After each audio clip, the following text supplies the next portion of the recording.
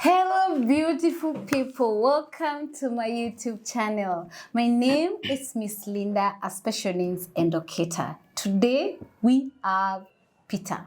We are hosting him again for this video. When you check on our previous video, we talked about doing it, not now talking it, it is doing it. How do we do speech stimulation? So welcome on our speech session. This is our whole session. I'm going to be the student Linda. I'll be student Linda. You will be now my speech therapist. Welcome to this video. Welcome, Peter. Thank you. Thank you very much, our viewers. My name, as we said, is Peter. And today we're going to have a session with Miss Linda as my student. She's a child with delayed speech and language. And we said it could be as just a general developmental delay that has caused speech and language, or as a result of a neurodevelopmental condition that also could cause the speech and language delay. So our main goals today will be checking on pre-verbal skills. We'll check on eye contact, joint attention, and turn taking. I think with that, kindly take your notes. You could be doing this at your child in the house. You don't need very sophisticated resources to do that. So Miss Linda, my student, karibu sana. Thank you. So the resources you're going to use on this session, not something that you need, not something that you need a lot of money to buy. It's things that you can do at home and they can help. They can stimulate the speech of your child. Please make sure you take note on each activity. Thank you. My child is nonverbal, so she cannot speak, but she will be allowed to ask questions because she's also my host and my presenter. So we start with eye contact. She doesn't have eye contact completely. So I want to get her concentration on me. So you can just check anywhere, then I'll be looking for you. Okay. Linda. Linda.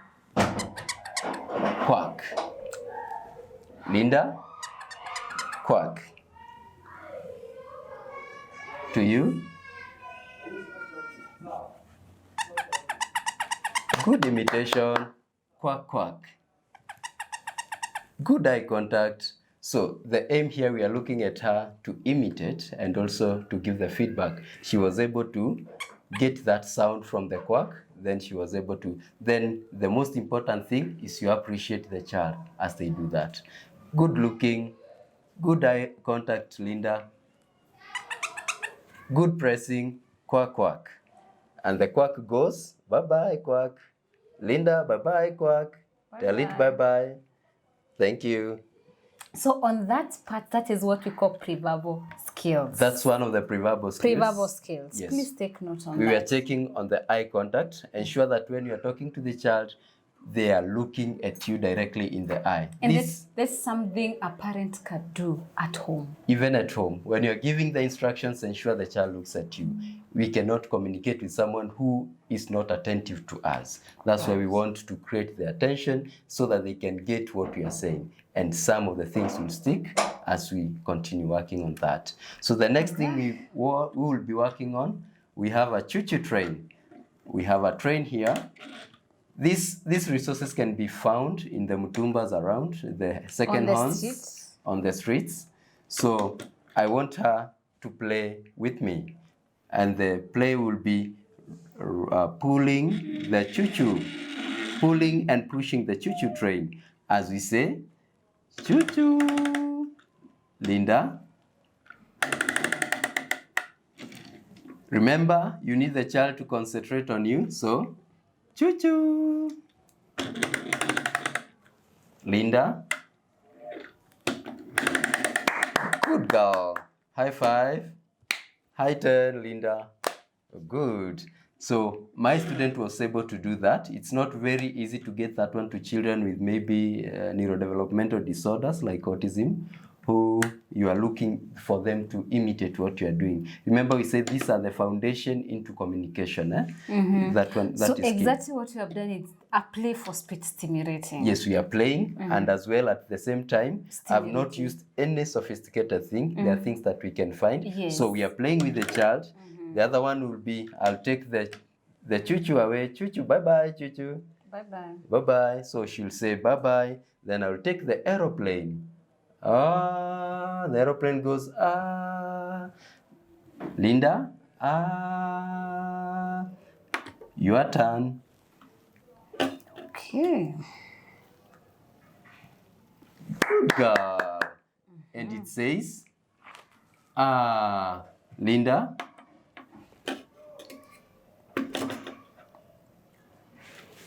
Good girl. That was a good one, good imitation. So we want to let Linda still look at me, and also we want her to learn. Why are we using R and kwakwa? I've not told her it's called an aeroplane. I'm stimulating the sounds. Oh. We haven't started by giving the name, building the name for that item. We just want to see how much can she produce. Right. Remember, the child is non-verbal. And my Linda here, who is non-verbal, was able to say, ah. So that one I note down.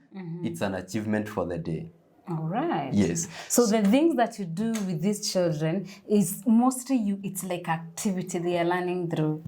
The best is activity-based learning. The best is what we do on daily basis. We interact with, this is a horse. Okay. We sit every day we sit every day on our TVs and everywhere. So instead, before I tell her it's a horse, I'll tell her what the horse does. And the horse says, neigh, neigh. Then the child Linda? Neigh. Good girl. Please kindly remember to appreciate your child. That reinforces the behavior. So that next time when you do it again, she will be expecting that. Okay. I see that children, they even ask for it. Oh, high five. Yes. And they take it. Okay? You remember to appreciate your child. So anytime they do activity as a parent, I appreciate. Appreciate the child. Okay. And the other thing is that parents don't look for too much out of your children. Remember, we have said we build the bridge. Go up the stairs, slowly by slowly, until we get there. Is that okay? All right. Bye-bye, horse. Bye-bye. We say the horse says, ah, Linda. Good girl. So, and what if my child is not able to say for the first time and for the second time? Remember, we have like 4 objectives. All right. I want the child to look at me. Not all objectives will be met. Yes. Within a span within of a time. span of time. Yeah, exactly. Okay. Moo. Moo.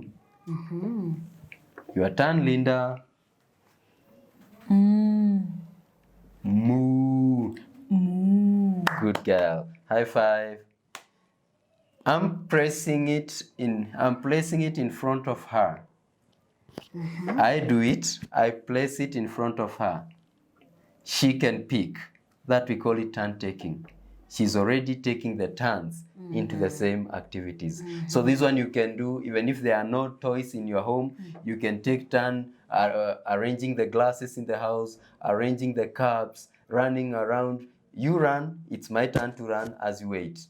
So that they know that there is something we call giving and taking in communication. Oh. Yes. So, bye-bye, Michael. Very good. So, we've done 3 things. We've done eye contact. They are here in my objectives for the session. We've done play. For speech stimulation. And we've done, we will do the last one, that is vocabulary building. Yes. And I hope the viewers, parent, whoever is watching this video, you're able to know we are not like doing everything, or what you're doing, just generalizing on what you can do when it comes to supporting speech stimulation, because every child has a different speech need. So we are just generalizing on how to support speech stimulation. I hope you understand up to there as we move to vocabulary building. We'll be sure to answer your questions. We'll be available for that. Miss Linda will send the question to us. If you have any question, kindly, where you are not getting, because it's a short video, you can always come back to us. These are things that are in your house. Or you can make. These are fruits. Yeah, sure. You don't even need a flashcard like me. I'll carry it because I cannot carry the fruits as a therapist. So these ones, you can find them. they are all over in your house. So you have a mango, you have an apple on daily basis. So speech and language is not something out from the moon. It's what we do on daily basis. Then we know how to do it. And as we do it on daily basis, the consistency And also matters. knowing what you are doing. For instance, it is important to, Know before you why. give your child any fruit, an orange, remember we've talked about the eye contact. Linda, oh, orange. Orange, Linda, you want orange? Ask your child to request. Don't just give. Chukua. Okay? You ask your child to request. Linda, give. Linda, give. You can request. Give. Good girl. What's that? Orange. Okay? We can put orange same. You can get 2 oranges from the bucket or wherever you keep your oranges. Then you tell her to show you the 2 oranges that look alike. Yes. So now that I'm holding my orange, this me as a child, Yes. I'm holding my orange. Yes. So I go on the flashcard and I place it. You place it other on the orange. flashcard. But because you don't have the flashcards at home, what will you do? You'll pick an orange in the house and another orange from the tray. Then it could be an orange and an avocado. Then you put them together. Then you ask the child, do they look alike? Again, as you tell the child, same. So if the child and they're can follow building that. vocabulary because they Exactly. also say same. They learn the word same. Same, They learn exactly. the name of the fruit. The orange, yes. And when we are doing this, it's sound production. We produce the sound O with a circular mouth. Then we produce the sound O. And they will know the sound starts, the orange starts with sound O. Is that okay? Yeah, sure. Then you can match the orange. Then you can go to something else. For sure you dress on daily basis. Don't just dress the child quietly. You come here, jacket, shoes. No. What we need to do, we need to take the child. Linda, socks. Okay? As you put on socks on her feet, you are discussing about the socks. You can look at this. These are things that the child uses on daily basis. Sure. They are at our homes. They are at our homes. So I'm not telling you to go and buy them. Before you go to get your toys, look at this one. There are things that the child uses for their Kitchen utensils. kitchen utensil. So you could have them,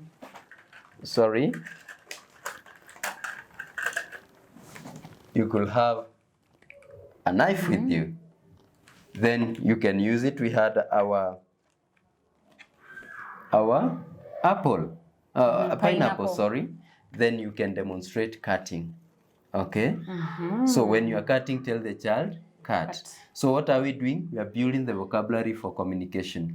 Even if the child is not saying it now, we are building the repertoire for the language so that when the child will need it, they will be able to produce it. All right. Yes. Oh, thank you for that. I hope I'm a gold student. So you have seen how you can stimulate speech, just basics. We can't the entire thing. We are just looking at the basics of how we can stimulate speech. I hope you have learned 1, 2, 3, picked 4, 5 things there on our today's session. And before we end up the session, I'll be asking something about oromotor stimulation.